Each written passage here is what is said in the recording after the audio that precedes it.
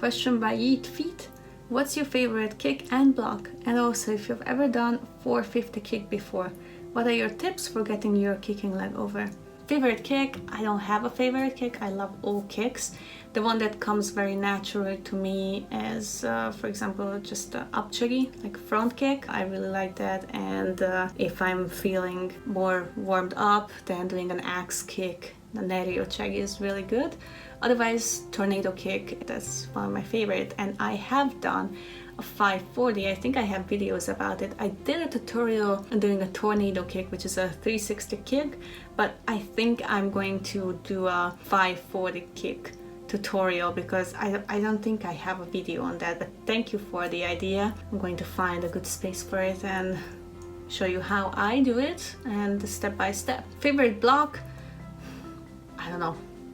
And anything that works with the forearm. Have you ever had to use Taekwondo in self-defense situation? If so, how did it go? Every time I do a Q&A, it's here, this question, but it's okay. You can watch back previous Q&A videos because I reply to this question all the time. Again, I'm going to repeat.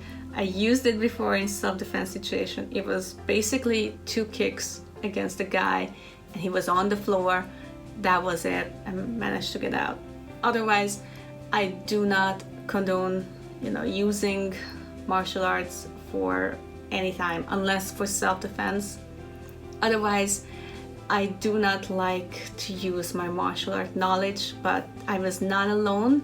I had to protect someone who didn't know how to use martial arts, so this was the only reason why I got into the fight, because I had to protect someone. If it was just me, I would run away. Like, I don't get down to any fight, just run away. That's the best self-defense. Don't get into a situation, and if there's something, you should run away. So yeah, that was the one time only.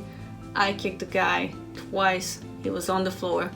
That was it. It lasted about 5 to 10 seconds maximum. Which kicking or punching bag is best to use? The hanging bag, like what they use in boxing, or the freestanding one, like in the Wave Master? Very good question. I never used the Wave Master bag, but I like the idea that you have it and it's like standing and then you can kick on it. I like it, but the hanging bag is the one that I used to practice on.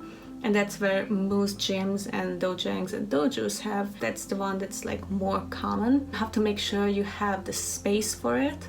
You have a good enough ceiling. You can actually hang it up. It's not that easy. And also the filling stuff that they put in it, that also takes some time to actually in a good enough shape. It's not as hard as, for example, this table. I would like to try out the Wave Master. It looks really cool. Also, I would like to try out one of those BOB or Bob bags. Like this red looks really cool. Why wear a helmet with no face protection shield? It protects the side and top of the head, but not the front. The face is more dangerous to get hit on the side of the face, the nose, eyes, mouth. Yeah, I understand what you mean. I know that in some tournaments they have like the full head protection, like face included, with like plastic protection.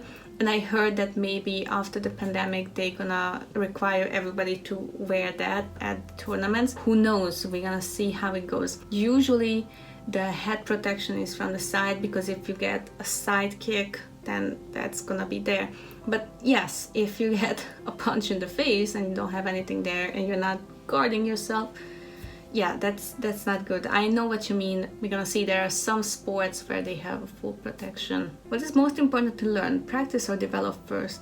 Of course, you want to be able to do everything: speed, power, flexibility, endurance, proper technique.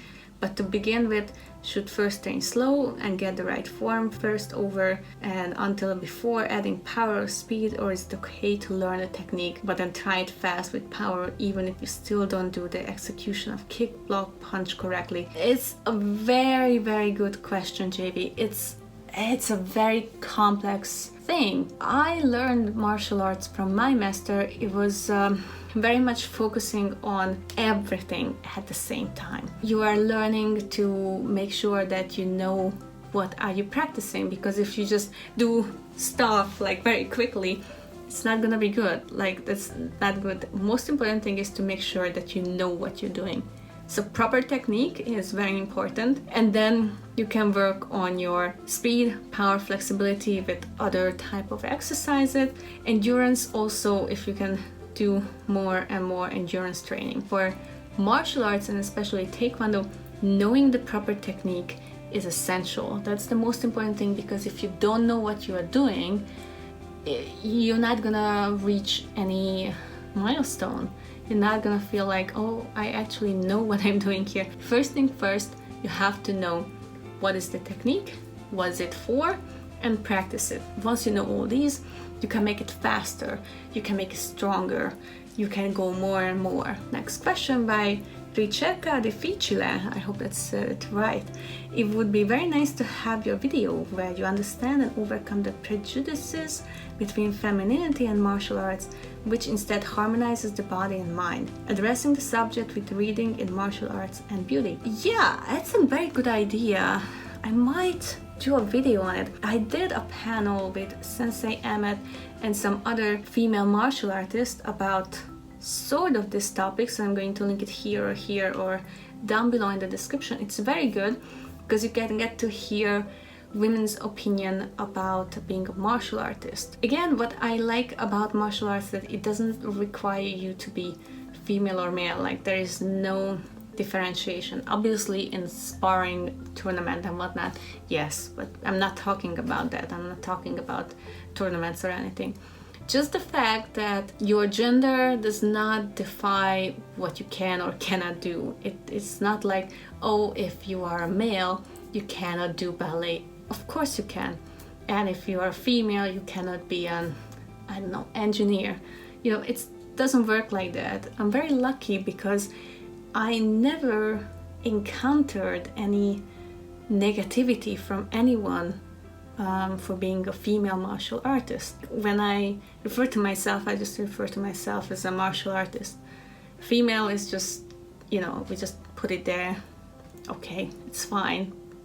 Like, it's just saying I'm not a male, but yeah. So especially for male martial artists, they really like female martial artists. I think it helps for both genders to train together in the dojang and go through the rigorous training sessions together. That's something that helps, because you can help each other in a different way. If it's just a bunch of men doing something, that's gonna be different than if it's a bunch of women doing something, you know? Yes, of course, it's good to train with people from your gender or from the other gender, but personally, I prefer to train together with both males and females. I think the harmony is very important. Yes, and I agree with the harmonizing the body and the mind and the soul. It all comes together. Yeah, I love that about martial arts. Umesh Barik, what is the scope of ITF in India? And what are the courses after black belt? I don't know the scope of ITF Taekwondo in India. There's probably a lot of Taekwondo practitioners in there. I think you should look up. There must be a website about ITF Taekwondo in India, and you can join them. And what is after black belt? Well, dance, obviously. So you reach the black belt level, and that's when the fun begins, when it gets hard.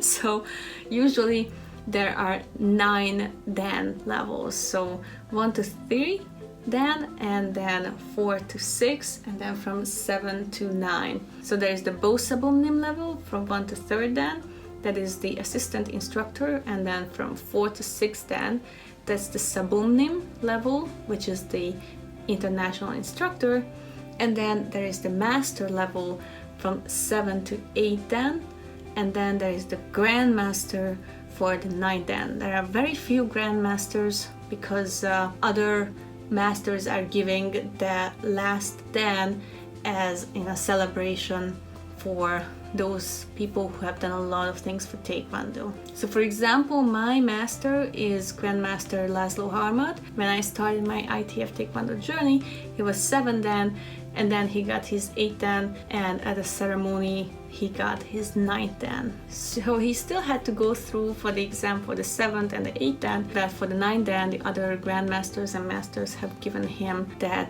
last and final Dan for all the work that he has done throughout the decades for Taekwondo. John Ubuyeta, good video on the basics. I want to ask if Taekwondo is also influenced by the philosophy of yin and yang, which is right in the Korean flag. Very good question. I already thought about making a video about this, so I'm going to make one.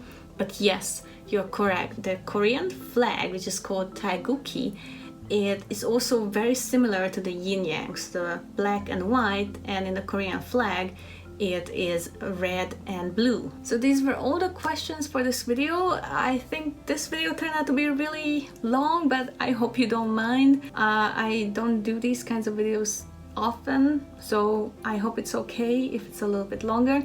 Thank you very much for your questions, and thank you for watching this video. If you enjoyed it, please give me a thumbs up, and don't forget to subscribe for this channel for more videos. See you in the next one. Taekwon!